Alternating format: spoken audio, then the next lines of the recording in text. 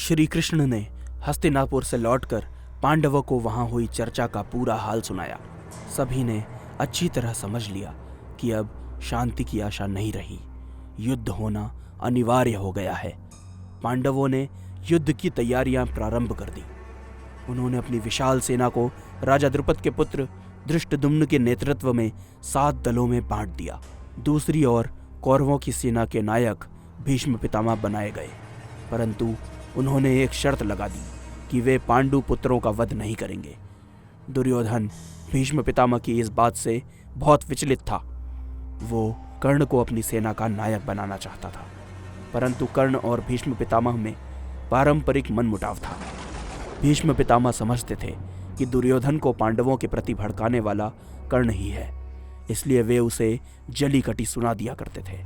वे उसे उद्दंड, घमंडी, वाचाल तक कह डालते थे।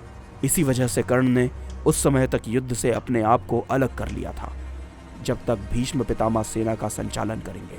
पांडव सेना को, विशेषकर अर्जुन को, कर्ण की ओर से ही विरोध पाने का सबसे अधिक खतरा था। इस युद्ध में जब तक कर्ण के पास दिव्य कवच कुंडल थे, तब तक उससे जीतना बड़ा कठिन था। अर्जुन की इस शंका को देवराज इंद्र ने भांप लिया था। वे जानते थे कि एक न एक दिन युद्ध भूमि में अर्जुन और कर्ण का सामना अवश्य होगा। इसीलिए देवराज इंद्र अपने पुत्र अर्जुन की रक्षा के विचार से बूढ़े साधु का वेश धारण करके कर्ण के पास पहुंचे। कर्ण उस समय सूर्योपासना कर रहा था। सूर्यदेव ने उसे स्वप्न में सचेत किया था कि उसे सतर्क रहना है और किसी के मांगने पर भी अपने कवच कुंडल नहीं देने हैं। परंतु जब सूर्योपासना के उपरांत ब्राह्मण वेशधारी देवराज इंद्र ने उससे कवच व कुंडल का दान मांगा, तो कर्ण ने एक पल भी देर न लगाई और अपने कवच कुंडल उतारकर देवराज इंद्र को दान कर दिए। कर्ण के दान से प्रभावित होकर देवराज इंद्र अति प्रसन्न हुए। उन्होंने कर्ण को दर्शन देकर एक नागास्त्र प्रदान किया। कर्ण, तेरी दानवीरता तीनों लोकों में यश प्राप्त करेगी। युगों युगों तक लोग तेरी दानवीर कर्ण के रूप में प्रशास्ति गाएंगे। यह नागास्त्र मैं तुझे दे रहा हूं।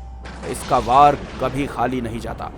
तू इसे जिस पर भी चलाएगा, उसकी मृत्यु निश्चित है। नागास्त्र पाकर कर्ण ने देवराज इंद्र को नमन किया और अपने कवच कुंडल को दान किए जाने का किंचित भी मलाल किए बिना वह अपने महल को चला गया।